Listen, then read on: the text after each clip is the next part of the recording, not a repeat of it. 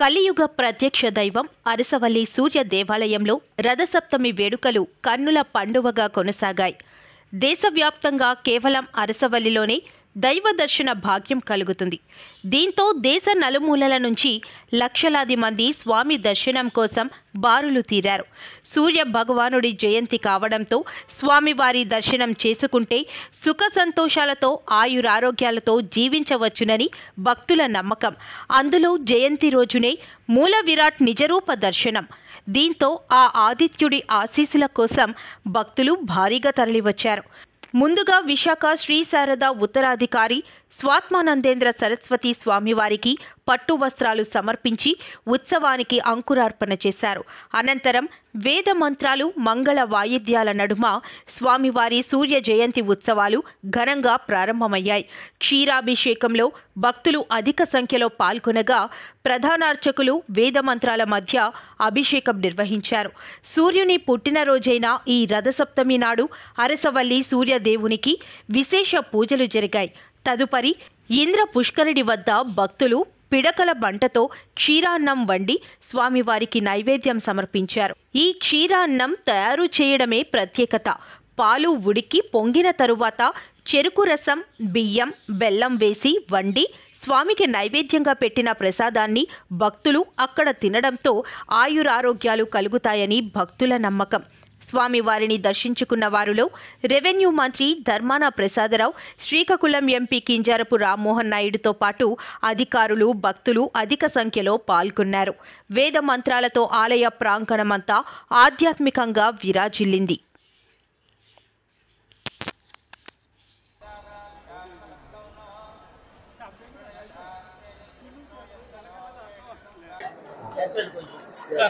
ఆంధ్రప్రదేశ్ రాష్ట్ర ప్రజలకి, తెలుగు ప్రజలందరికీ కూడా రథసప్తమి శుభాకాంక్షలు తెలియజేసుకుంటున్నాం. శ్రీకాకుళం జిల్లాలో ఉన్నటువంటి అరసవల్లి సూర్య దేవాలయం ఈ రోజు విచ్చేసి ఆ భగవంతుడి తాలూకు ఆశీస్సులు పొందడం జరిగింది. ఈ ఆలయం మా శ్రీకాకుళం జిల్లాలో ఉండడం నిజంగా మేము అందరం కూడా చేసుకున్న అదృష్టంగా భావిస్తాం. కేవలం మన జిల్లా, మన రాష్ట్రం నుంచే కాదు, ఇతర రాష్ట్రాల నుంచి, ఇతర దేశాల నుంచి కూడా ఈ రోజు ఈ ఆలయంకి విచ్చేసి రథసప్తమి నాడు ప్రత్యేకంగా సూర్య భగవానుడి తాలూకు ఆశీస్సులు పొందడం అనేది ఆనవాయితీగా మనం ప్రతి సంవత్సరం కూడా చూస్తూ వస్తున్నాం.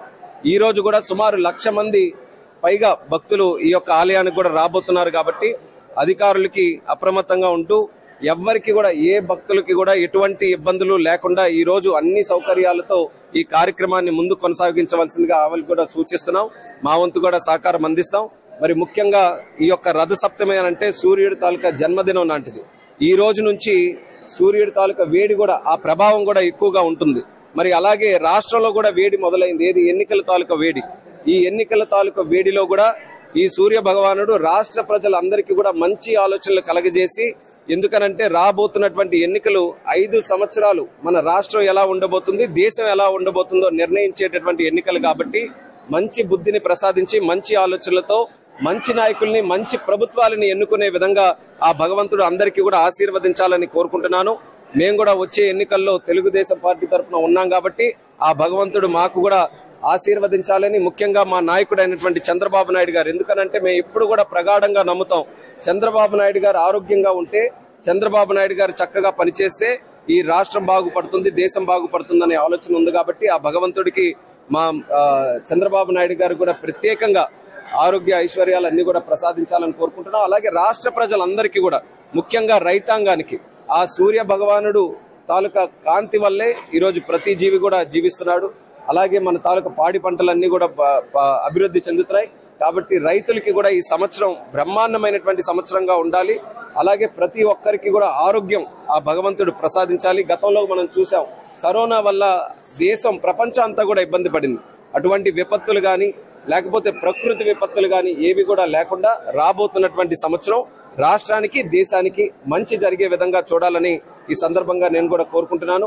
ఒక పక్కన మొన్నే చూసాం, అయోధ్యలో రామాలయం కూడా ప్రారంభోత్సవం జరిగింది. ఇలా సనాతన ధర్మానికి, మన తాలూకా హైందవ ధర్మానికి కూడా పెద్దపీట వేస్తూ మరి నరేంద్ర మోదీ గారు కూడా చేస్తున్నటువంటి కార్యక్రమాలు ఈ రోజు భారతదేశానికి కూడా ఒక కొత్త రూపాన్ని అందించడం అనేది నిజంగా ప్రతి ఒక్క భారతీయుడు కూడా గర్వకారణంగా ఫీల్ అవుతున్నారు. మరి ఇటువంటి ఆధ్యాత్మిక కార్యక్రమాలు ఎక్కడ ఉన్నా సరే, చిన్నవైనా సరే, పెద్దవైనా సరే, ప్రతి ఒక్కరు కూడా అందులో పాల్గొని మన తాలూకా ధర్మాన్ని, మన తాలూకా సంస్కృతిని, మన సాంప్రదాయాలని ప్రపంచానికి తెలియజేసే విధంగా అందరం కూడా కృషి చేయాలని కూడా ఈ సందర్భంగా తెలియజేసుకుంటున్నాం. మోడీని పొగిడారు. రాష్ట్రంలో ఆలయాల అభివృద్ధి ఎలా ఉంది? రాష్ట్రంలో 5 సంవత్సరాలుగా ఆలయాలే కాదు, ఇక్కడ ఈ ప్రాంగణంలో ఉంటూ రాజకీయాలు మాట్లాడకూడదు కాబట్టి ఎక్కువగా మేము మాట్లాడదలుచుకోలేదు. కానీ భవిష్యత్తులో మాత్రం ఆలయాలు అభివృద్ధి చెందించాల్సినటువంటి అవసరం ఉంది. మాకు నమ్మకం ఉంది, మళ్ళీ వచ్చే ప్రభుత్వం మాది అవుతుందని ఆ భగవంతుడి తాలూకు ఆశీస్సుల వల్ల, ప్రజల తాలూకు ఆశీస్సుల వల్ల. మన దగ్గర చాలా పుణ్యక్షేత్రాలు ఉన్నాయి, జ్యోతిర్లింగాలు ఉన్నాయి. మరి కలియుగ వెంకటేశ్వర స్వామి తాలూకా తిరుపతి ఆలయం ఉంది. ఈ ఆలయాలన్నీ కూడా మరొకసారి ప్రక్షాళన చేసి మళ్ళీ ప్రపంచంలోనే ఒక ఉన్నతమైనటువంటి పుణ్యక్షేత్రాలుగా తయారు చేయడానికి మేము కూడా ఒక ఎజెండాను ప్లాన్ చేసుకున్నాం. ఖచ్చితంగా రానున్న కాలంలో అమలు చేస్తాం.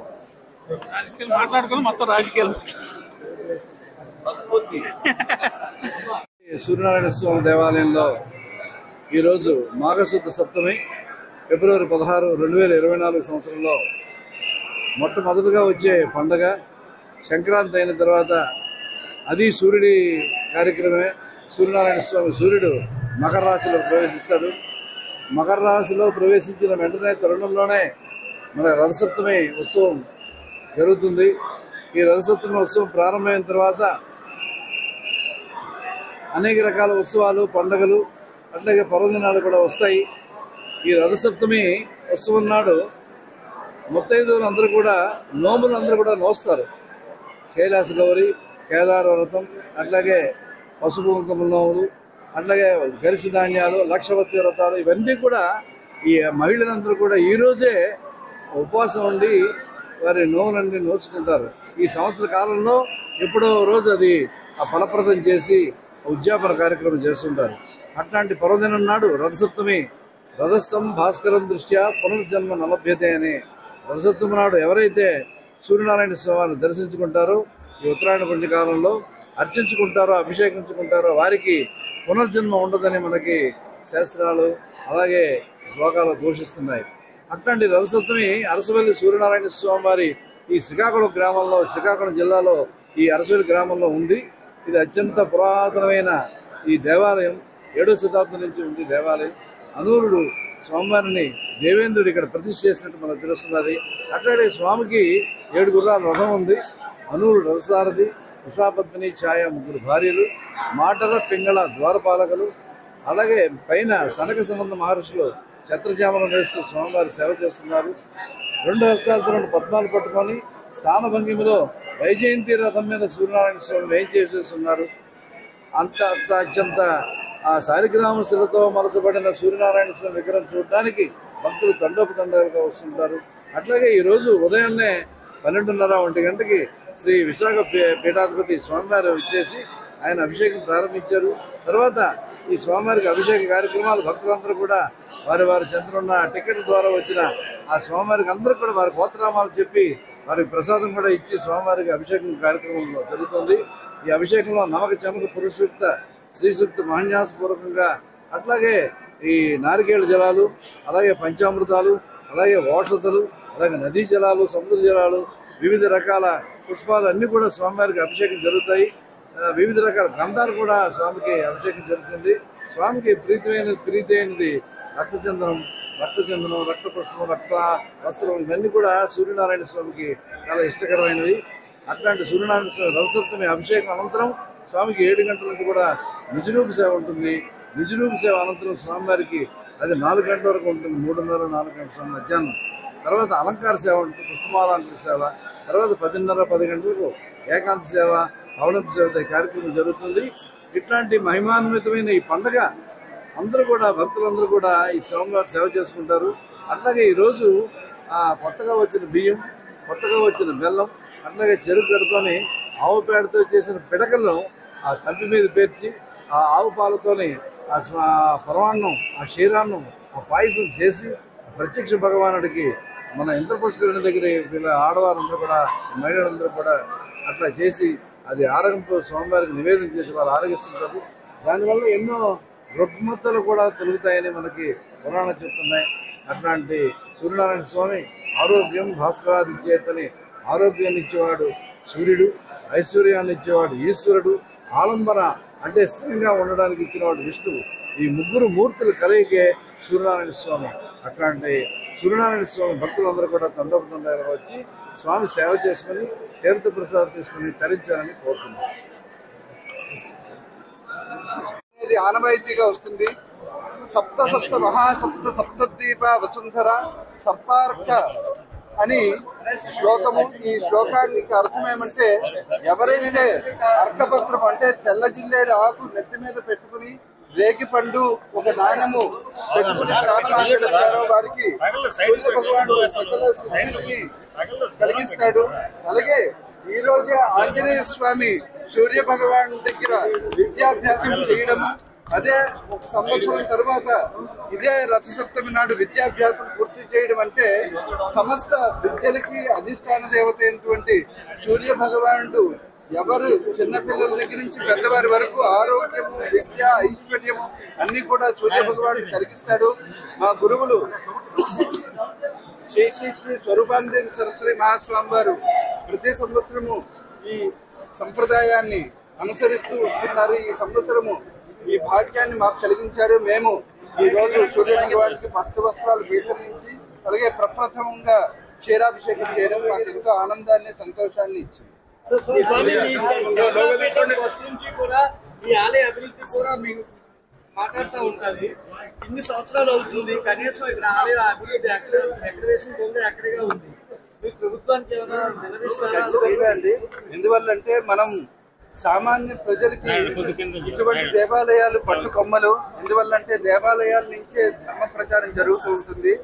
మీరు చూస్తూ ఉంటే గత సంవత్సరం మీద ఈ సంవత్సరం మెరుగైన వసతులను కల్పించడంలో కొంత రెన్యువేషన్ కార్యక్రమాలు చేశారని చెప్పి కార్యనిర్వహణాధికారి అలాగే దేవాదాయ శాఖ అధికారులు చెప్పారు.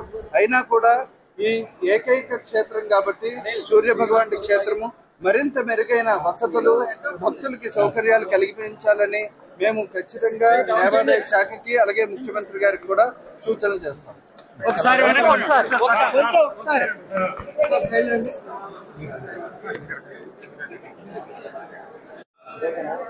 జిలానీ గారి ఆధ్వర్యాన అన్ని ఏర్పాట్లు సవ్యంగా చేశారు. సజావుగా భగవంతుని దర్శనం జరగడానికి ఏర్పాట్లన్నీ ఉన్నాయి గనక క్రమశిక్షణతో చివరి వరకు ఎక్కువ మందికి దర్శనం జరిగేటట్టుగా సహకరించాలని దర్శనంకి వస్తున్నటువంటి భక్తులందరినీ కోరుతూ ఉన్నాం. ఇతరత్ర అన్ని డిపార్ట్మెంట్లు అన్ని జాగ్రత్తలు, ముందు జాగ్రత్తలన్నీ తీసుకున్నాయి. ఈ రథసప్తమి ఘనంగా ఇక్కడ జరుగుతుందని ఈ సందర్భంగా మనం చేస్తున్నాం. ఇది ప్రపంచంలో చాలా ప్రసిద్ధి చెందినటువంటి దేవాలయం.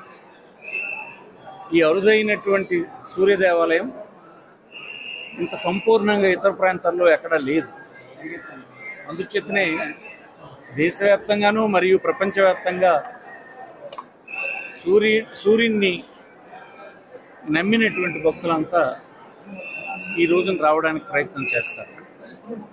అందుకోసం స్థానికులు కూడా భక్తులకు తగిన విధంగా సౌకర్యాలు చేయడానికి ప్రాధాన్యత ఇస్తూ గౌరవించాలని కొద్ది రోజులుగా ట్రస్ట్ బోర్డు మెంబర్స్, ఈఓ, సంబంధిత ఆల్ డిపార్ట్మెంట్స్ కృషి చేస్తూ ఉన్నారు. వారి కృషి ఫలిస్తుందని, భగవంతుడు సహకారం దానికి ఉంటుంది కనుక విజయవంతంగా ఇది జరుగుతుందని మనం చూస్తున్నాం. నాకు కూడా ఇప్పుడే దర్శనం జరిగింది. నేను విజయవాడ నుంచి రావడానికి ఆలస్యమైంది కనుక వస్తూనే భగవంతుని దర్శనం చేసుకున్నాను.